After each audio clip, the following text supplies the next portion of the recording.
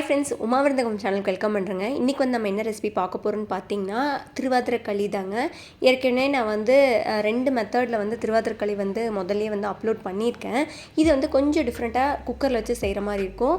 எப்படி செய்கிறது அப்படிங்கிறத பார்க்கலாங்க. அதுக்கு 1 கப் வந்து பச்சரிசி, அதுக்கு 2 ஸ்பூன் வந்து பாசிப்பருப்பு, சின்ன டம்ளர் தான் பச்சரிசி எடுத்திருக்கேன்.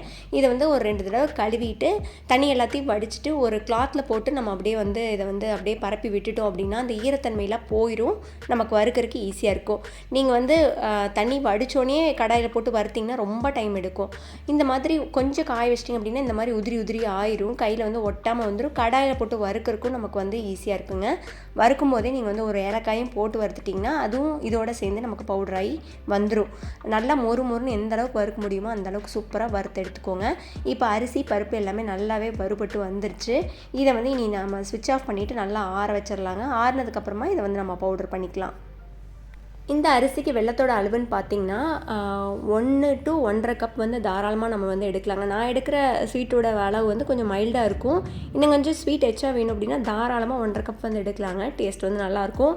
இப்போ நம்ம வெல்லத்துலேயே தான் நம்ம குக் பண்ண போகிறோம், அதனால் இதுலேயே தண்ணி மெஷர் பண்ணி ஊற்றிக்கலாம். 1 கப் வெல்லத்துக்கு 3 கப் தண்ணி வந்து நான் எடுக்கிறேன். ஃபஸ்ட்டு வந்து வெல்லம் வந்து கரைஞ்சி வரணும். அதனால் அடுப்பு பற்ற வச்சு லோ ஃப்ளேமில் வச்சுருங்க. அது கட்டியெல்லாம் கரைஞ்சதுக்கப்புறம் ஃபில்டர் பண்ணிக்கலாம். அதுக்குள்ளே நம்ம வந்து இந்த அரிசி பருப்பை வந்து அரைச்சிட்டு வந்துடலாங்க. நல்லாவே ஆறிடுச்சு. இதை வந்து இந்த மாதிரி ரவை பதத்துக்கு அரைச்சிங்க அப்படின்னா கரெக்டாக இருக்கும். ரொம்ப ஃபைனாக அரைக்கணுங்கிற அவசியம் இல்லைங்க. இப்போ வந்து வெல்லம் நல்லா வந்து கரைஞ்சி வந்துருச்சு. இந்த ஸ்டேஜில் இதை ஃபில்ட்ரு பண்ணிட்டோம் அப்படின்னா அதில் ஏதாவது மண் அந்த மாதிரிலாம் இருந்ததுன்னா அது வந்து ஃபில்ட்ரு ஆகி வந்துடுங்க. இனி வந்து இதை கொதிக்க விடலாங்க. நம்ம வந்து பதம்லாம் பார்க்க வேண்டியதில்லை. வெல்லம் வந்து ஒரு கொதி வந்ததுன்னா நமக்கு வந்து கரெக்டாக இருக்கும். இது கூடவே ஒரு பிஞ்ச் உப்பு போட்டுட்டோம் அப்படின்னா ஸ்வீட் வந்து அதை என்ஹான்ஸ் பண்ணி கொடுக்கும். ஒரு கையளவுக்கு துருவின தேங்காய் அதையும் போட்டுக்கலாம். அந்த களிக்கு தேங்காயோட டேஸ்ட் வந்து சூப்பராக இருக்குங்க. இதை நல்லா கலந்து விட்டுட்டு ஒரு கொதி வரட்டுங்க. அதுக்கப்புறம் நம்ம வந்து பொடிச்ச மாவை போட்டுக்கலாம். இப்போ லேசாக பபிள்ஸ் வர ஆரம்பிச்சிருச்சு. கொஞ்சம் கொஞ்சமாக நம்ம வந்து பொடிச்ச அந்த அரிசி பருப்பை போட்டுக்கலாங்க. இது வந்து லேசாக கட்டி தட்டுற மாதிரி இருக்கும். நம்ம கலர் கரெக்டாகிடுங்க. இதை வந்து நம்ம டேரெக்டாக இன்றைக்கி குக்கரில் தான் வைக்க போகிறோம். ரொம்ப போட்டு கிளறிட்டே இருக்க வேண்டியது இல்லைங்க. ஓரளவுக்கு அந்த கெட்டியான பதம் வந்தோடனே நம்ம வந்து உங்கள் குக்கருக்கு வைக்கிற அளவுக்கு பாத்திரத்தில் வந்து அதை வந்து மாற்றிட்டு நம்ம வந்து குக்கரில் வந்து நம்ம ப்ளேஸ் பண்ணிக்கலாம். எனக்கு வந்து இது குக்கருக்கு கரெக்டாக ஃபிட் ஆகலை, அதனால் பாத்திரத்தில் மாற்றிட்டு குக்கரில் வந்து வைக்க போகிறேன். குக்கர் வந்து லைட்டாக தண்ணி வந்து கொதிக்க ஆரம்பிச்சிச்சு. உள்ளே ஸ்டாண்ட் வைக்கலாம், இல்லை அப்படியேவும் வச்சுக்கலாம். வச்சுட்டு ஃப்ளேம் வந்து மீடியமில் வச்சுட்டு நீங்கள் வந்து குக்கரை க்ளோஸ் பண்ணிடுங்க. ஒரு 3 விசில் விட்டிங்க அப்படின்னா உள்ள களி வந்து நல்லா சாஃப்டாக சூப்பராக வெந்துடும். நம்ம கிளறிட்டே இருக்கணுங்கிற அவசியம் இல்லைங்க. டேஸ்ட்டும் பார்த்திங்கன்னா சூப்பராக இருக்கும்.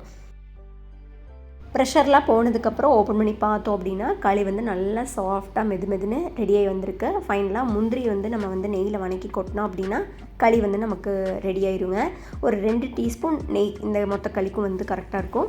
ஒரு 5-6 முந்திரி பருப்பு போட்டு நல்லா செவக்க வறுத்து அந்த களியில் போட்டு கிளறிட்டிங்க அப்படின்னா குக்கரில் வந்து ஈஸியாக வந்து நமக்கு களி ரெடி ஆயிரும். டேஸ்ட்டும் நல்லாயிருக்குங்க. முந்திரி பருப்பு நல்லா செவந்துருச்சுங்க. இதை களியில் வந்து கொட்டிட்டு நல்லா கிளறி விட்டுறலாம். அவ்வளோதாங்க, சிம்பிளாக நம்ம குக்கரில் வந்து களி வந்து ஈஸியாக செஞ்சு முடிச்சாச்சு.